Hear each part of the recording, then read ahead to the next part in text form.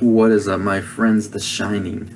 Well, Doctor Sleep now. That is what we're calling this movie now. And it basically serves as a sort of sequel to The Shining in a way, but it is also presented in such a way that it makes us believe that this is what we needed, and it really is what we needed. I love The Shining. I think it's one of the greatest movies ever made. Maybe it's not the scariest, but as many people still will say, it is scary for them.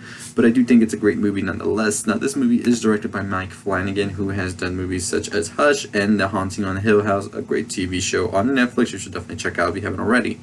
So this movie basically follows the aftermath of the Overlook Hotel, The Shining, and what's to come. So we're with a Danny Torrance in 2011 who is now older, who has become an alcoholic like his father, and who is dealing with the past of the Overlook Hotel because it drains you of The Shining, as he calls it, or magic, as the protagonist in this movie, Abra, calls it as well, who is a 15-year-old kid that actually possesses this magic of sorts that he calls The Shining. Somebody else who also is in possession of this Shining, or Steam as they call it, is True Knot, a basically cultish, Mansonish type family who is out to pretty much kill anybody who has the Steam in order to take it from them, in order for them to live forever. They are led by Rose the Hat, who is pretty much the ringleader of this, and they've been doing this for years, hundreds if not thousands of years. They recruit several members as they go, and during one night when they're killing a young person who does have Steam, Abra comes in contact with them and sees what they are doing and seeks out Danny's help, who she's actually been pen paling through telekinesis, telepathic methods that they have. She asks for his help, and Danny, of course, helps her out, but in the end, Abra is captured, and they then have to save her. Danny ends up going to save her and takes the rest of the cult down with the help of one of his friends that he actually meets as he is trying to start a new life. Ultimately, his friend is killed by a True Knot member, and then we have Danny seeking out revenge and trying to help out Abra as much as he can.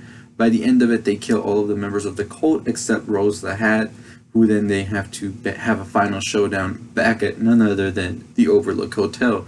The Shining comes full circle in the last act as we see a lot of the stuff we know from the original, such as the blood from the elevator and also the ghosts that appear throughout, and we are definitely in for a throwback of sorts. Now that Jack Nicholson and the original actors from The Shining, of course, don't make any appearances here, and instead we get recreational scenes, and we also get new actors playing their roles respectively.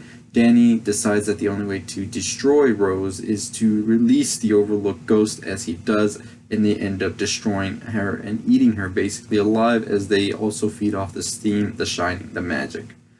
The ghosts actually also possess Danny in order to try and kill Abra, as they feel The Shining from her as well, but he is able to hold them back and let her out, and then he burns the hotel down. Abra is free now and she's able to live her life, but then we see at the end of the movie that the old woman from the hotel is in Abra's bathtub bathroom, and we are left to wonder what's going to happen. But she simply tells her mom, I gotta take care of something. So if we remember correctly in the movie, Danny has found a way to pretty much lock these ghosts, whatever, spirits, into imaginary boxes in his mind to keep them there, which was where he was keeping them for all this time until he had to release them in order for them to destroy Rose the Hat. So it looks like Abra will be continuing to do Danny's work, and it looks like Danny will be there to guide her, as we see him as a ghost force, sort of, at the end of the movie. So I thought it was a great movie overall. I really loved the way that the horror was presented. It felt psychological, and it was very, very well done. Cinematography was on point, directing was amazing, and I really enjoyed the writing as well. So I'm pretty excited for this movie. I'm happy for what it's doing, and I hope to see even more from Mike Flanagan, who I believe is one of the best directors working today, and definitely a new face for horror, and definitely making horror emotional as it should be. But anyways, what are your thoughts on Doctor Sleep? Have you checked it out? Have you not?